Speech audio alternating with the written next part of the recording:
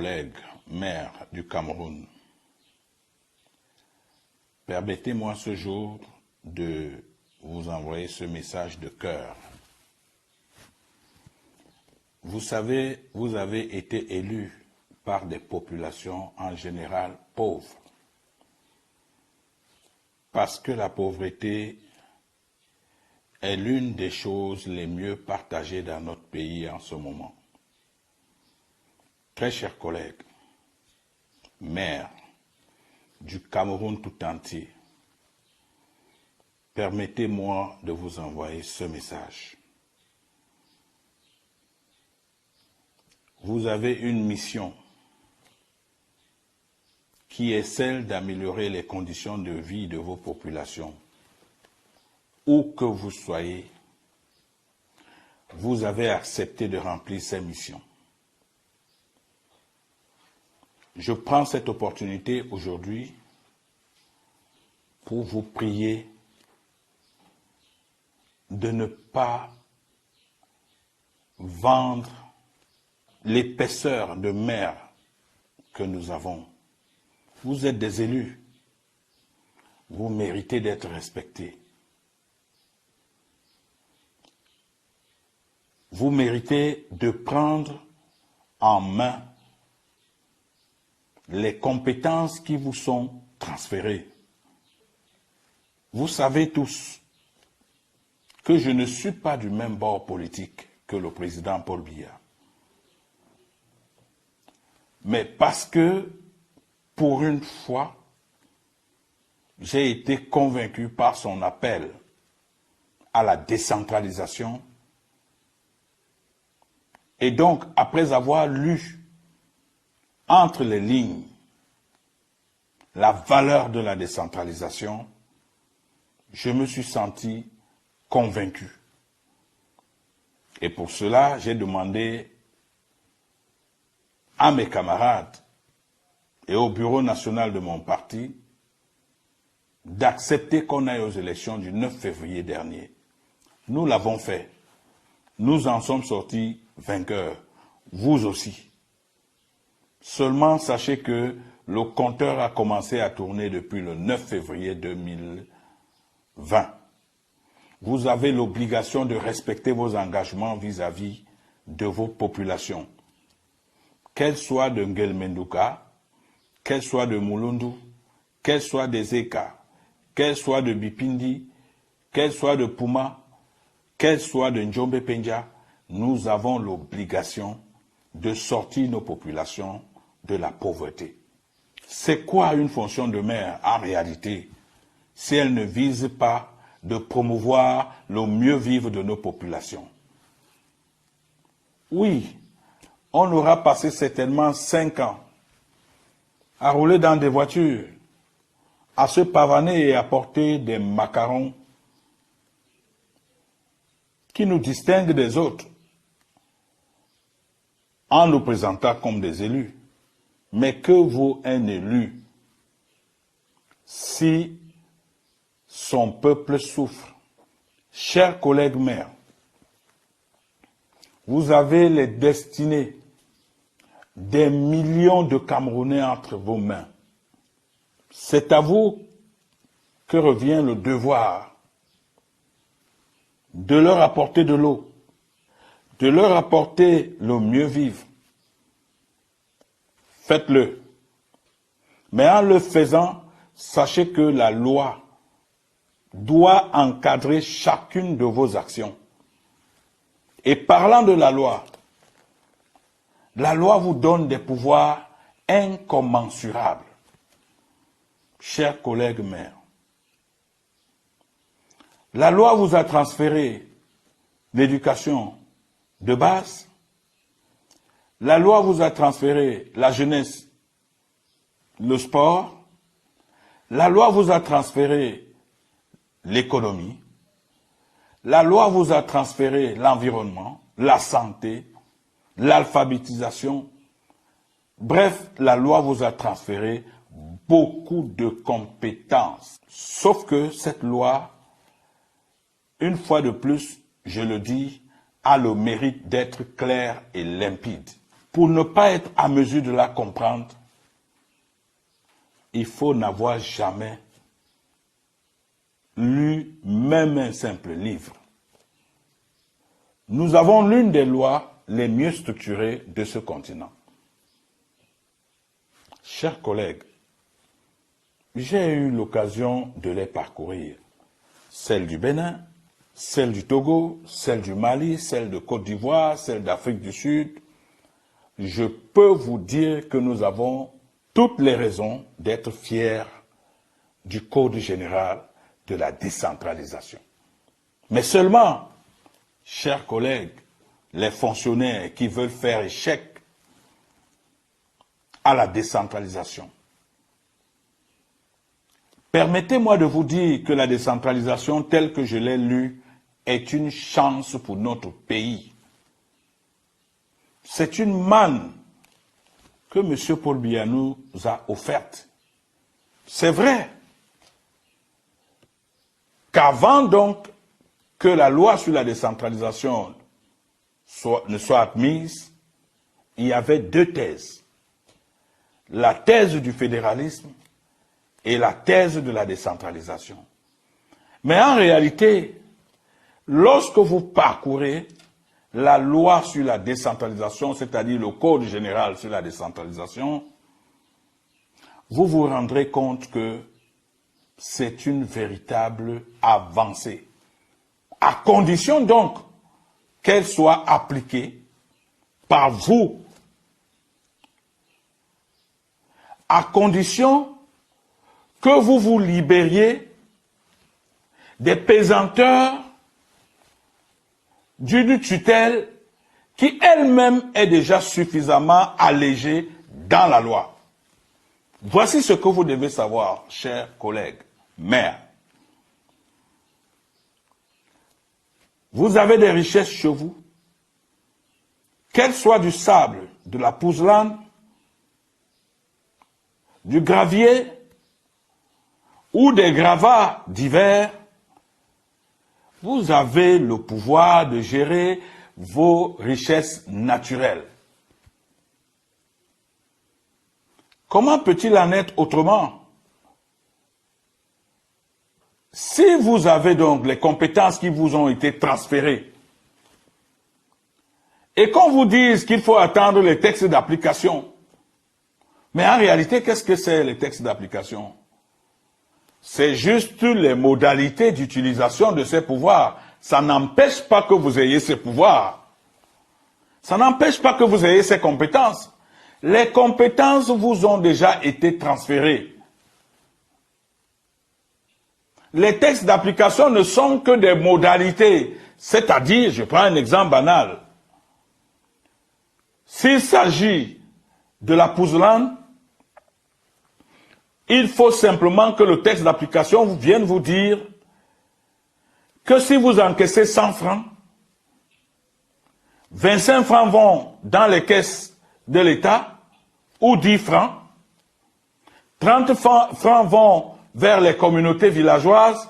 Ce n'est que ça les textes d'application.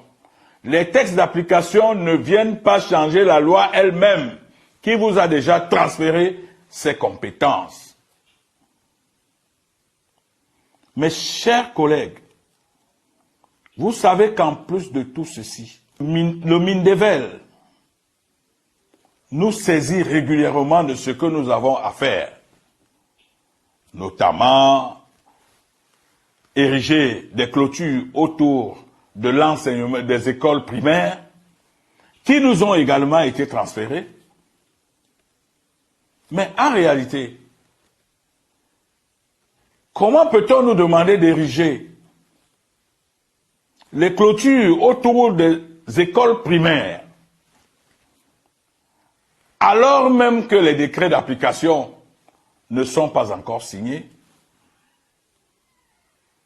Pourtant, nous recevons ces instructions de la tutelle. Il n'est pas question pour moi aujourd'hui de vous appeler à la rébellion contre la tutelle. Mais il est question de dire que chacun doit rester à sa place. La tutelle doit être à sa place. Les maires doivent être à leur place. Et il appartient aux maires, en tant qu'acteurs principaux, de développer leur localité. Ce que vous devez une fois de plus savoir, chers collègues maires, c'est que vous lirez l'article 2 de la loi portant urbanisme au Cameroun. Cet article 2 a également le mérite d'être clair. En somme, c'est la loi numéro 2004/003 du 21 avril 2004 régissant l'urbanisme au Cameroun. En son article 2, il est écrit: le territoire camerounais est le patrimoine commun de la nation. L'État et les collectivités territoriales décentralisées en sont des gestionnaires et les garants. Les gestionnaires et les garants. Si vous êtes gestionnaire d'une boutique, d'un magasin, d'une plantation, vous y avez à 100% droit. Vous pouvez y agir comme vous voulez, quand vous voulez, parce que vous êtes gestionnaire. Cette disposition légale dit en clair que, contrairement à ce que beaucoup pensent, l'État du Cameroun n'est plus seulement géré par les fonctionnaires. L'État du Cameroun est géré par les maires et les fonctionnaires qui, pour ce qui concerne les communes, sont des préfets. Pour ce qui concerne les régions, sont les gouverneurs. Maintenant, il faut savoir que lorsque le préfet est à vos côtés, il n'est pas votre chef. Il n'est pas votre chef. Parce qu'il n'y a pas de lien de hiérarchie entre le préfet et le maire. Il existe par contre des liens de hiérarchie entre le sous-préfet, le préfet, les adjoints au sous-préfet, les adjoints au préfet et le préfet. Les liens de hiérarchie sont les liens de subordination. C'est-à-dire que le préfet peut noter dans un bulletin professionnel ses collaborateurs. C'est ça qu'on appelle les liens de hiérarchie. Vous, chers collègues, nos liens avec les préfets, c'est des liens de tutelle. Et ces liens se limitent à la représentation par le préfet des intérêts de l'État, mais au contrôle également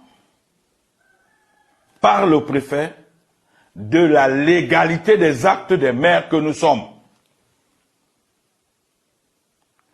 Mais la loi est suffisamment claire, elle aussi, pour dire que la tutelle qu'exerce le préfet se fait en dehors de toute opportunité par celui-ci de se demander pourquoi le maire a fait ci ou pourquoi le maire a fait ça. Le préfet n'a aucun pouvoir de se poser cette question. Je vous ai dit dans quelles conditions la tutelle s'exerce. Ceci est suffisamment clair et consigné dans la loi. Du contrôle de légalité, section 1 des pouvoirs de contrôle, article 73. Les pouvoirs de contrôle de l'État sur les collectivités territoriales et leurs établissements sont exercés sous l'autorité du président de la République par le ministre chargé des collectivités territoriales et par le représentant de l'État dans la collectivité territoriale. Ici, le représentant de l'État, c'est le préfet. Mais voici ce que l'alinéa 2 de cet article dispose. Les pouvoirs de contrôle mentionnés à l'alinéa 1 que je viens de lire s'exercent à l'exclusion de toute appréciation d'opportunité et sous réserve des cas prévus à l'article 77 ci-dessus. Ça veut dire que lorsque vous avez décidé, le préfet n'a pas à vous dire pourquoi vous avez fait ci, vous avez décidé de ceci, vous avez décidé de cela. Vous avez décidé. Parce que c'est vous le chef de l'exécutif. Il faut que ces rapports soient bien clairs dans les têtes de chacun des maires. J'ai pris sur moi, parce que j'ai été mordu par l'idée de la décentralisation que nous a offerte le président Paul Biya, dont je ne suis pas militant, bien évidemment, du parti, mais dont l'idée, le canevas tracé pour la décentralisation m'a sérieusement accroché. Nous sommes obligés d'accompagner la décentralisation. Elle doit avoir lieu. Elle doit se tenir. C'est depuis plus de 20 ans que ces changements avaient été attendus. Quand ils arrivent, les gens ne peuvent pas nous parler des textes d'application. Ce ne serait pas honnête de leur part. Alors, cet article 73 vous dit,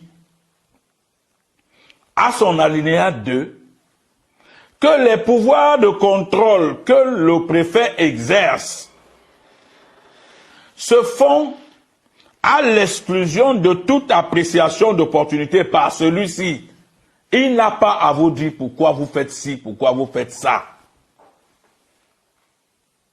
C'est les anciennes lois de 74 qui lui permettaient de dire ça. Celles d'aujourd'hui ne lui permettent plus de dire ça. Son rôle se limite à voir si les actes que vous avez pris respectent la loi. Maintenant, que dit l'article 77, alinéa 1? Dit ceci, et clairement. Le représentant de l'État porte à la connaissance du maire, donc du chef de l'exécutif, par tout moyen laissant trace écrite des illégalités relevées à l'encontre de l'acte ou des actes qui lui sont communiqués. Cela veut dire que chaque acte que vous prenez,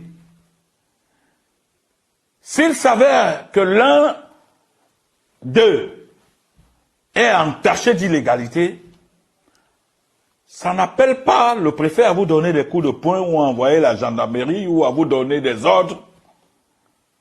Le préfet doit simplement vous écrire pour vous dire que l'acte que vous avez pris est entaché d'illégalité. Ceci veut dire quoi, en d'autres termes? Ceci veut dire, en d'autres termes, que si vous avez la conviction que votre acte n'est pas entaché d'illégalité, vous pouvez déférer le préfet devant le juge administratif pour qu'il tranche, pour savoir qui de vous ou de lui a raison. Je ne veux pas revenir sur ce qui s'est passé en Djombe-Penja. Selon le préfet, mon acte était illégal. Mais sauf que il ne m'a pas saisi conformément à l'article 77 alinéa 1 pour me dire que mon acte était illégal. Quel acte, de quel acte s'agit-il? Les scellés que j'ai apposés sur les carrières. S'il m'avait écrit pour me dire que les scellés que j'ai apposés sur les carrières sont illégaux, je lui aurais dit, ok, monsieur le préfet, je vous amène chez le juge administratif pour qu'il nous dise si mes scellés sont illégaux ou pas. Il ne l'a pas fait. Il a préféré prendre un gendarme, un lieutenant-colonel, commandant de groupement, pour venir détruire les guérites construites par la commune à travers ses petits moyens. C'est-à-dire qu'un gendarme se lève, il prend le marteau, il prend le caterpillar et vient détruire les bâtiments publics. Seulement parce que le préfet lui a dit que ma démarche est illégale. C'est-à-dire qu'ici, le préfet s'est substitué en juge, en responsable de sanctions physiques, en destructeur, en notaire, en huissier. Il s'est substitué en tout et à tout.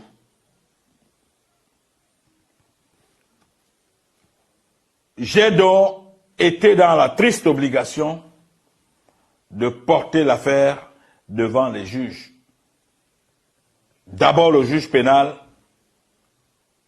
ensuite le juge administratif.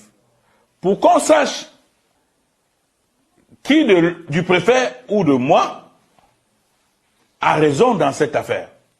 Si le maire est co-gestionnaire, comme le dit si bien l'article 2 de la loi portant urbanisme au Cameroun, qu'a-t-il à demander au préfet pour agir dans son territoire? Je suis co-gestionnaire du territoire camerounais. Je suis maire d'une commune. Dois-je demander au préfet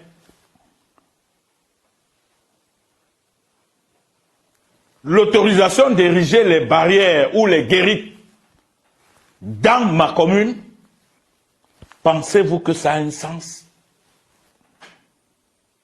Dois-je demander au préfet l'autorisation d'ériger des barrières pour protéger les biens appartenant à ma commune, en admettant même que par extraordinaire, je devrais demander l'autorisation au préfet? Ce que la loi ne prévoit pas. Il faut qu'on soit suffisamment clair. La loi ne le prévoit pas. Parce que je suis co-gestionnaire avec lui, le préfet. Le préfet est dans cette affaire pour représenter l'État. Moi, je suis dans cette affaire pour représenter les collectivités, la collectivité territoriale décentralisée. Nous sommes deux co-gestionnaires du même territoire. Je dis donc que, en admettant que par extraordinaire, il fallait demander une autorisation au préfet, celui-ci avait-il le droit de détruire des bâtiments publics, des investissements publics faits avec l'argent du contribuable? Je pense que non. C'est pour ça qu'il devra répondre de ses actes, quel que soit le grade et quelle que soit sa couverture. Chers collègues maires, le destin des milliers de Camerounais est entre vos mains. Si vous vous laissez influencer par les préfets, vous ne réussirez même pas à remplir 15% de vos promesses faites avant les élections du 9 février 2020. Prenez votre destin en main. Arrachez vos compétences. Dites à ceux qui veulent vous faire croire que vos compétences ne vous sont pas encore transférées, qu'ils se sont lamentablement trompés. La liberté s'arrache. Arrachez celle-là pour imposer votre vision dans vos différentes localités. Aux maires qui ont des richesses, les carrières, les forêts, les eaux et autres, il me plaît de vous tendre la main pour qu'ensemble, nous nous retrouvions pour discuter, pour échanger sur des stratégies à prendre afin que nos richesses soient préservées pour nos populations. Parce qu'en général, c'est des richesses que guettent les fonctionnaires envoyés chez nous alors qu'ils n'ont aucune implication dans notre localité. Il faut que cela cesse. N'oubliez pas, à la suite de cet article 77 que je viens de lire également l'article 390 du Code général de la décentralisation. Cet article, qui lui aussi a le mérite d'être suffisamment limpide, nous dit ceci. Section 1 des recettes. Article 390. Les recettes des collectivités territoriales, décrites suivant leur nature, comprennent les recettes fiscales, d'une part, les produits de l'exploitation du domaine et des services, d'autre part, les dotations et les subventions, les ressources de trésorerie et de financement. Les produits de l'exploitation du domaine. C'est quoi les produits de l'exploitation du domaine? C'est d'abord quoi le domaine? C'est le bien naturel de l'État. Le bien naturel de l'État, c'est-à-dire les eaux, les rivières, les terres et autres. Tout espace terrestre non immatriculé est le domaine de l'État. Les carrières font partie des biens de l'État. Mais sauf que l'État ici doit être compris comme l'État principal et les collectivités territoriales décentralisées. Désormais, parce que nous sommes en pleine décentralisation. Les carrières, les eaux d'où peut être tiré le sable, le gravier, les montagnes, les mines, tout ceci fait partie de ce qu'on appelle le domaine. Alors, le produit de l'exploitation de ces biens naturels de l'État fait partie de vos recettes. Si vous n'exploitez pas ces biens naturels de l'État, vous vous serez mis vous-même en marge des recettes qui doivent permettre à vos localités de changer, d'évoluer, et surtout à vos populations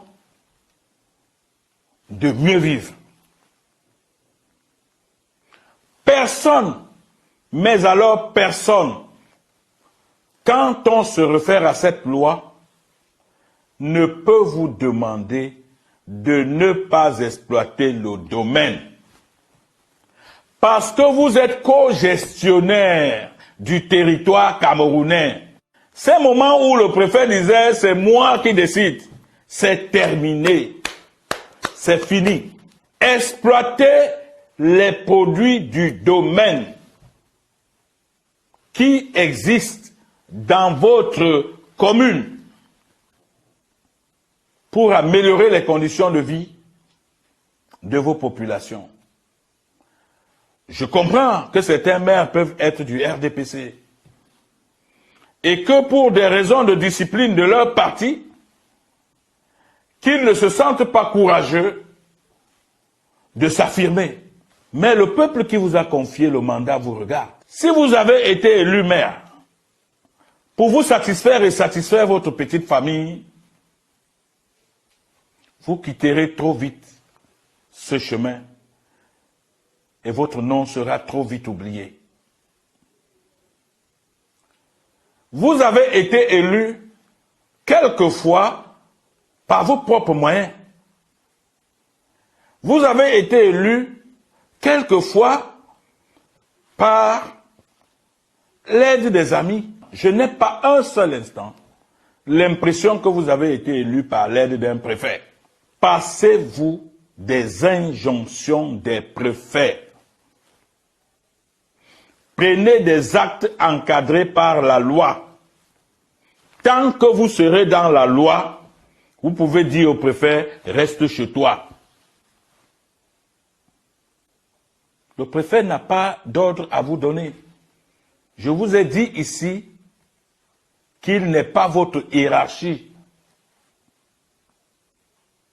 Dans la plupart du temps, plusieurs d'entre eux cherchent plutôt à détruire nos localités. Ne laissez plus ça passer. Moi, j'ai pris mes responsabilités. Je n'entre pas en rébellion contre le co-gestionnaire du territoire qu'est le préfet, c'est-à-dire l'État. Au contraire, nos deux forces devraient concourir à bâtir un Cameroun prospère. Mais seulement, il me plaît, une fois de plus ce soir, de leur rappeler que le maire est co-gestionnaire de ce territoire. Ce n'est pas moi qui l'invente. C'est la loi qui dit que nous sommes co-gestionnaires de ce territoire. Et en tant que tel donc, si le législateur voulait nous dire que, alors que nous sommes co-gestionnaires, il y a un des deux gestionnaires qui est plus haut que l'autre, il l'aurait dit. Mais il a refusé de le dire. Nous sommes co-gestionnaires à part égale, conformément à la loi. Chers camarades, chers collègues, maires, nos électeurs nous regardent. Agissez pour leur bien. Seul leur bien devrait être notre boussole. Lorsque nous aurons agi pour qu'ils vivent mieux, pour qu'ils aient plus d'écoles, pour qu'ils aient plus d'eau, pour qu'ils aient plus de lumière, nous aurons rempli notre mission. N'entrons pas dans la magouille avec des fonctionnaires. Monsieur Biya, président de la République du Cameroun, a pris sur lui de nous servir la décentralisation. Croyez-vous que c'est lui qui doit partir de Toudi pour nous faire implémenter cette décentralisation? C'est nous qui devons l'implanter. C'est nous qui devons l'implémenter aussi. Une fois qu'on l'aura implémenté, croyez-moi, tel que j'ai lu les textes sur la décentralisation, le Cameroun sortira à la tête de l'eau. Nous avons cette obligation. Nous avons ce devoir. Ne nous laissons plus influencer par une tutelle que la loi elle-même a suffisamment allégée. Ne vivons plus ces complexes du petit maire de Brousse qui est humilié au quotidien par un préfet. Pour moi, tout préfet qui se dresse contre la décentralisation est forcément en complot contre celui qui l'a nommé. J'ai nommé Paul Biya. Parce que, comme je l'ai dit il y a quelques heures, il n'est pas compréhensible qu'un homme de 87 ans se batte pour vous laisser un si riche héritage et que vous vous battiez plutôt pour déstabiliser ce qu'il vous laisse comme héritage. Ne soyez pas complices des fonctionnaires qui cherchent à s'enrichir au nom de la préfecture. Prenez votre destin en main, prenez celui de vos populations en main. Je reste très ouvert pour vous dire ce que je pense de la décentralisation. Je reste très ouvert pour que tous les maires dont la nature a gâté les localités entrent en contact avec moi pour qu'ensemble nous mettions en place des réflexions solides afin que nos localités sortent définitivement de la pauvreté. Au nom de nos populations, au nom de ceux qui nous ont confié le mandat, au nom de la République, au nom de M. Paul Biya, qui a bien voulu nous donner cette chance